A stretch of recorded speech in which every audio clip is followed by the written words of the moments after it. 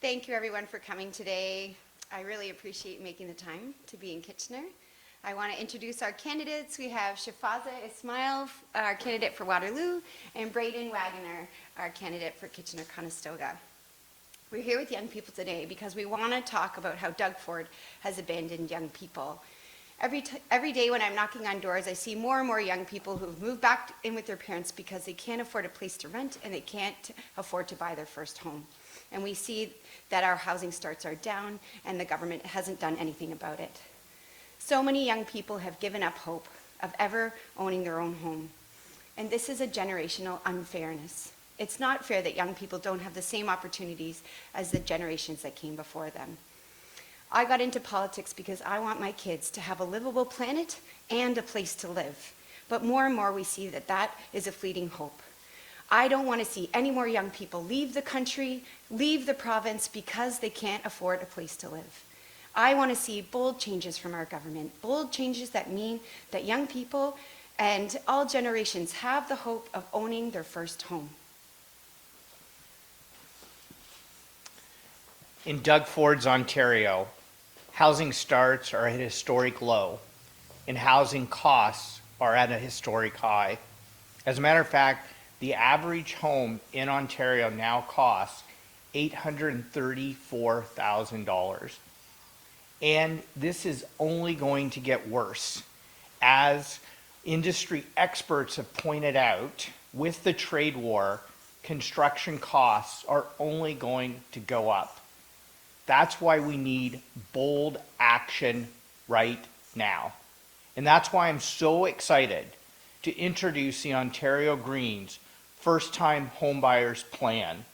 This is a plan designed to drive down the cost of housing and build 2 million homes over the next decade by, first of all, legalizing fourplexes and four-story as of right across the province, and legalizing sixplexes in cities over 500,000 population, and legalizing mid-rise homes 6 to 11 stories along major transits and main streets. Secondly, we will reduce development charges, eliminating them on homes under 2,000 square feet and being built within existing urban boundaries. As an example of how this will increase affordability, development charges on the average single-family home in the city of Toronto has gone from around $12,000, $14,000 in 2010 to over $141,000 in 2024, increasing the cost of housing, especially for first-time homebuyers. Third, our plan would remove the provincial land transfer tax for first-time homebuyers. Combined, these changes could save the average first-time homebuyer up to $150,000 on the cost of a new home. This is the kind of bold action we need in the province of Ontario to build 2 million homes within existing urban boundaries that people can afford in the communities they know and love without paving over our farms, our forests, and our wetlands. You know, the only homes that Doug Ford seems to want to build are mansions in the Greenbelt, benefiting wealthy land speculators and putting the profits of those speculators over the affordability needs of first-time homebuyers. The Ontario Greens First-Time Homebuyers Plan will bring back fairness to the housing market and ensure that a whole generation of young people can achieve the dream of home ownership. That's how Ontario Greens are fighting for fairness and ensuring that we address the housing affordability crisis that Doug Ford has created. I'm happy to take any questions. Thanks. If media who want to ask questions could line up here, we'll get started. Great.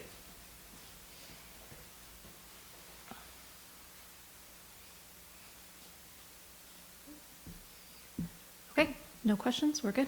Great, thanks everyone.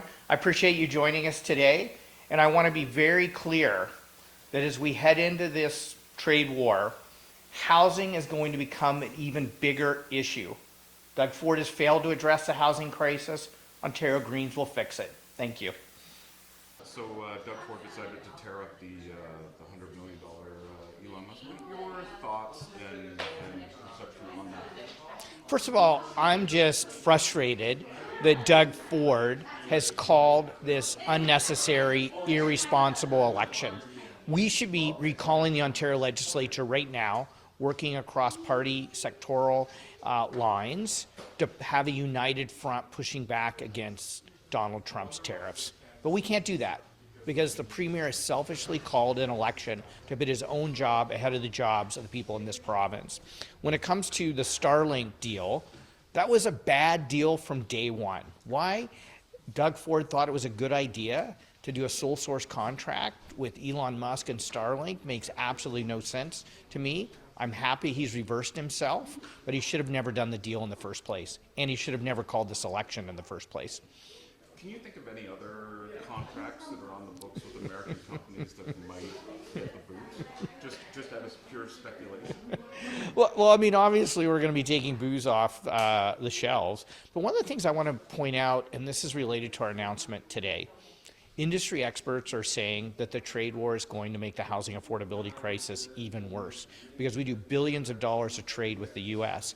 We import $3.5 billion of glass for the construction sector alone.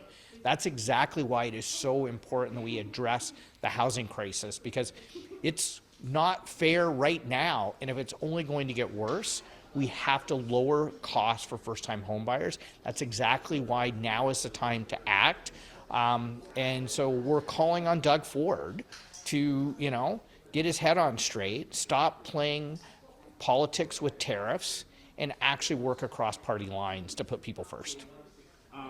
Let's talk about his record on a couple of items. Let's talk about his record on housing because you're talking about housing.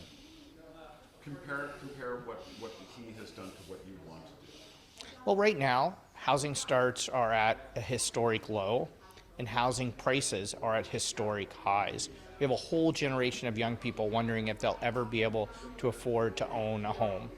The Ontario Greens are going to restore fairness to the housing market. I mean, Doug Ford's idea of solving the housing crisis is opening the Greenbelt for development so wealthy land speculators can cash in at people's expense.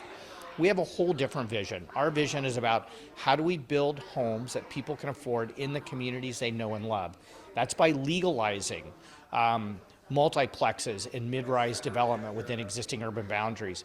That's by removing development charges for first-time home buyers for homes built within existing urban boundaries under 2,000 square feet. That's by bringing forward an affordable communities fund to cover the cost of housing infrastructure for municipalities. That's by removing the provincial land transfer tax for first-time homebuyers so we can reduce the cost of new homes for first-time homebuyers by up to $150,000. Those are real savings for people to bring back generational fairness for young people looking to own a home. I guess the unfortunate thing about this election call is that everybody's going to forget what he promised to do and what he didn't do, and they're going to focus on this trade war.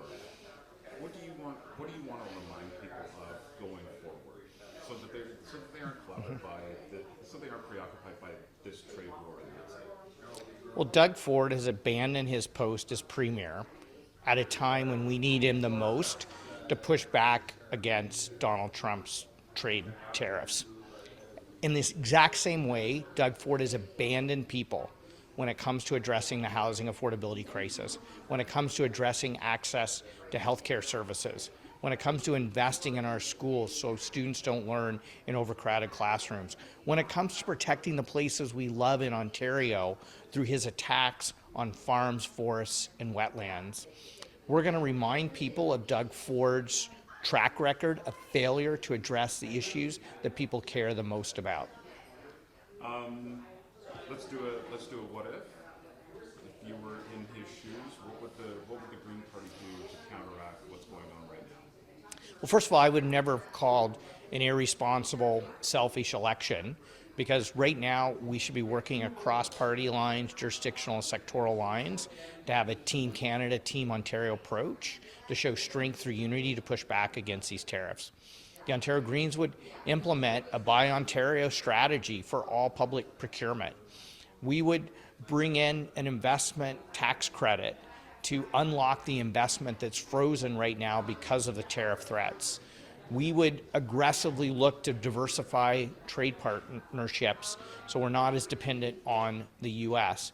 And we would hit back hard against these tariffs. But you know what? It makes it harder to do that right now because the Premier has dissolved the legislature and called this unnecessary, expensive election. And it seems that provincially and federally, everything's up in the air, and it couldn't be at a worse time. What do you want to say to people to ease their minds or you know, just calm them? Yeah. Well, I would say, you know, despite the Premier playing politics with tariffs, the Ontario Greens are going to continue to talk about the need to work across party lines to show strength through unity to push back against Trump's tariffs. And we're going to continue to talk about the issues that are most important to people. The housing affordability crisis is the #1 concern people in Ontario have. That's exactly why we're putting forward a bold plan to solve the housing crisis. People talk about the lack of access to health care. 2.5 million people without a doctor, people lining up in a snowstorm just to access a family doctor. We will fix health care. Students learning in overcrowded classrooms because of the Ford government's $1,500 per student cut to education. We will reverse that so our students get the education they deserve. And I can't tell you how many people are talking about the threats to our farmland at a time when we should be bolstering our local food supply chains and protecting our farmland and the $50 billion food and farming economy, not attacking it like Doug Ford is, especially given these trade tariffs. Local food production, local supply chains is going to be more important now than ever. This was a hot button topic before all the tariff and everything else. International students, colleges and universities. There've been cutbacks to colleges and universities continually. What's your thought process on that, and how do we get colleges and universities back to where they should be? Well, Doug Ford is hurting our economy and making life more challenging for young people by his cuts to post-secondary education. Ontario has the lowest per student funding of any province in the entire country of Canada. It would require an additional $5 billion investment just to bring our post-secondary education funding up to the national average. So Ford's failure to invest in post-secondary education hurts our economy, it hurts young people, and it hurts businesses looking to attract well-educated workers, and it hurts the research that comes out of our colleges and universities that benefit our economy and improve our quality of life.